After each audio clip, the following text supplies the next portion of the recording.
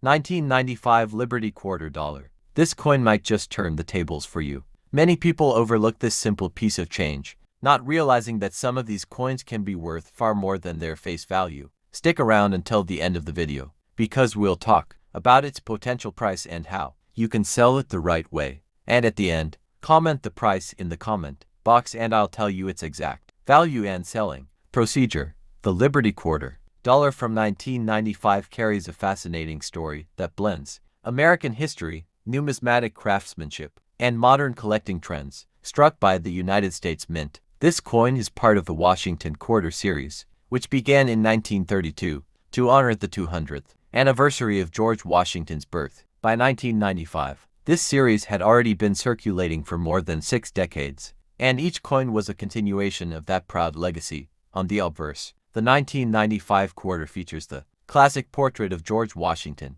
designed by John Flanagan. His profile faces left, accompanied by the word Liberty above, the national motto "In God We Trust" to the left, and the date 1995 below. This design remained mostly unchanged since its introduction, reflecting the enduring respect for Washington's leadership and values. The reverse shows the striking image of a heraldic eagle with outstretched wings, perched on a bundle of arrows with olive branches beneath. This design symbolizes both strength and the desire for peace. For over 65 years, this reverse design defined American quarters, becoming an iconic part of everyday transactions, vending machines, and coin collections alike. The 1995 Liberty Quarter was minted in 3 primary locations: Philadelphia, Denver, and San Francisco. The Philadelphia Mint produced coins without a mint mark. The Denver Mint used the D mint mark, and the San Francisco Mint struck proof coins with an S mint mark for collectors. Each mint produced millions of quarters, but some variations and conditions have made certain pieces highly sought after. Philadelphia struck over 1 billion quarters in 1995, making it the highest mintage of the 3. Denver also struck a massive number, but coins in pristine, uncirculated, or high mint state grades remain limited. The San Francisco proof coins were made with special dies and polished blankets, resulting in mirror-like finish and sharp details that make them stand out in any collection. Condition plays a critical role in determining the value of a 1995 Liberty Quarter. While most circulated examples are worth face value, coins that have been preserved in mint state or proof condition can command higher prices. Collectors pay close attention to strike quality, luster, and the absence of wear or contact marks. Coins graded MS67 or higher by professional grading services can be worth several times their face value. Beyond condition, error coins from 1995 have become a major point of interest. Some quarters exhibit double die obverses. Welcome back to my channel, The Coin World. Today we're stepping back in time to uncover the rich history behind a small yet historically powerful piece of metal, the Australian 1-cent coin from 1969 bearing the portrait of Queen Elizabeth II.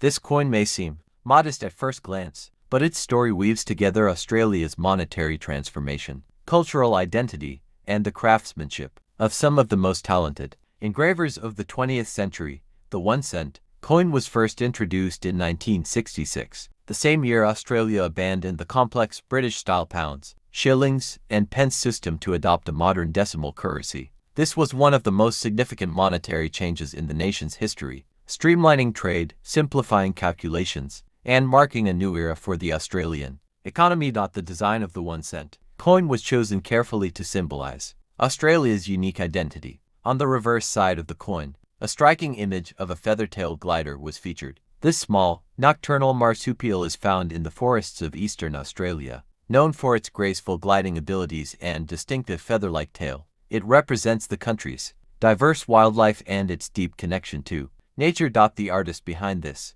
elegant design was Stuart Devlin, a master goldsmith and engraver, who became famous for transforming everyday coins into miniature works of art.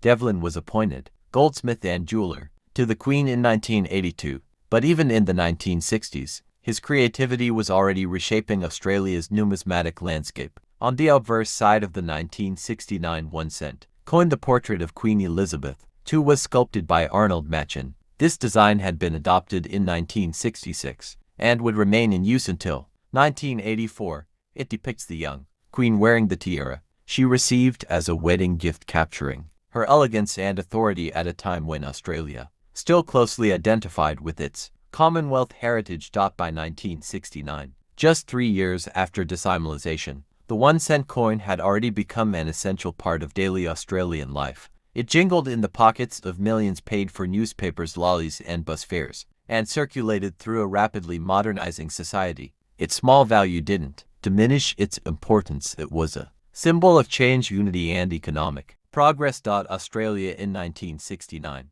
was a nation in transition. The post-war boom had reshaped cities, industries were expanding, and technological advancements were changing everyday life. The coinage system reflected this sense of modernization, offering Australians a clear and efficient monetary structure that aligned with international standards. The mintage of the 1969 1 cent coin was substantial. Over 148 million pieces were produced at the Royal Australian Mint in Canberra. This ensured that the coin was widely available across the nation, circulating through shops, schools, post offices, and households from the bustling cities to the distant countryside. The Australian 20-cent coin was first introduced in 1966, the year Australia transitioned from the pound to the decimal currency system. The 1999 edition came more than 3 decades after decimalization, during a time when Australia was modernizing its coin production and enhancing the quality of its circulating currency. The Royal Australian Mint in Canberra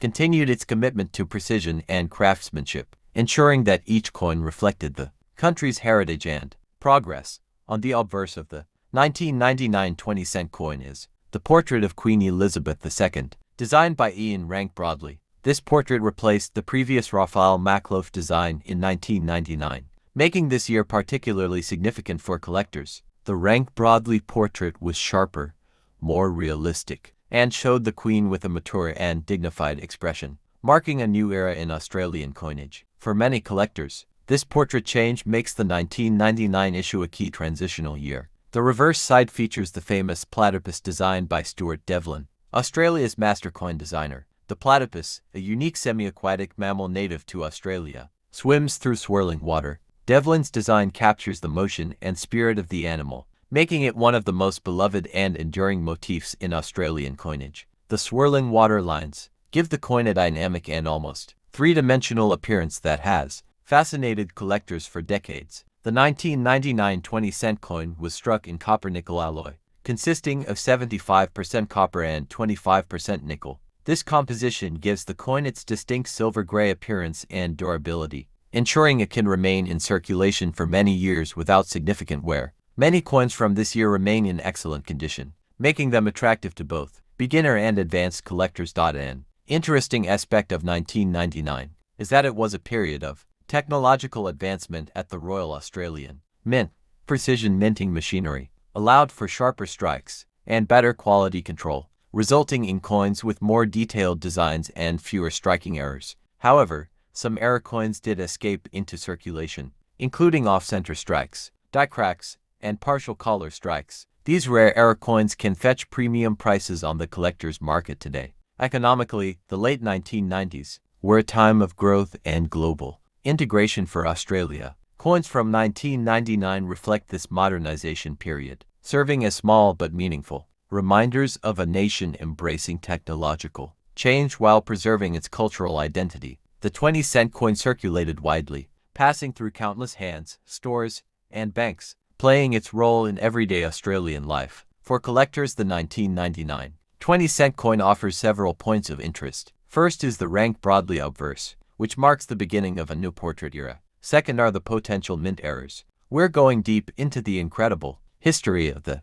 Liberty wheat penny from the year 1953. At first glance, it may look like just another old copper coin, but this little piece of American history carries stories of post-war prosperity, economic change, and numismatic intrigue. The 1953 wheat penny is more than just currency. It's a tangible piece of a fascinating era that shaped the modern United States, and its legacy continues to capture the attention of collectors today. The Wheat Penny series, officially known as the Lincoln Cent with the wheat years reverse, was first introduced in 1909 to celebrate the 100th anniversary of Abraham Lincoln's birth. Designed by Victor David Brenner, this coin replaced the Indian head cent and became the first U.S. coin to feature a real historical figure. The obverse proudly displays Lincoln's portrait, while the reverse features two wheat stalks symbolizing prosperity, agriculture, and the nation's growth. By 1953, this design had already been in circulation for over 4 decades,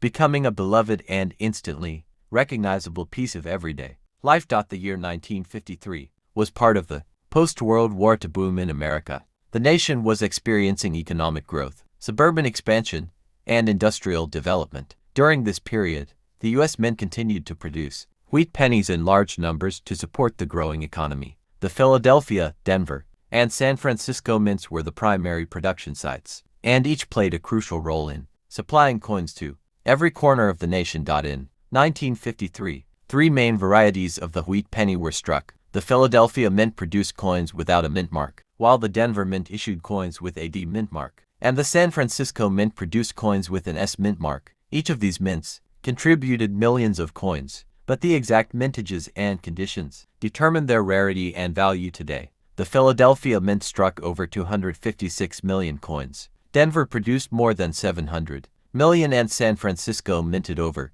181 million. Despite these large numbers, not all 1953 pennies are created equal. The quality of striking, storage conditions, and subsequent circulation have created a wide range of surviving coins. Many circulated examples show heavy wear, but uncirculated coins and high-grade specimens with sharp details and vibrant luster are far more desirable too. Collectors. One interesting historical point about 1953 is the continued use of the same wheat reverse design, which was nearing the end of its era. Within 6 years, the reverse would be replaced by the Lincoln Memorial design in 1959, marking the end of a 50-year legacy. This makes the 1953 wheat penny part of the final chapter of the classic wheat-ear design. The composition of the 1953 penny remained 95% copper and 5% tin and zinc, the same alloy used for most pennies before the zinc-coated steel experiment of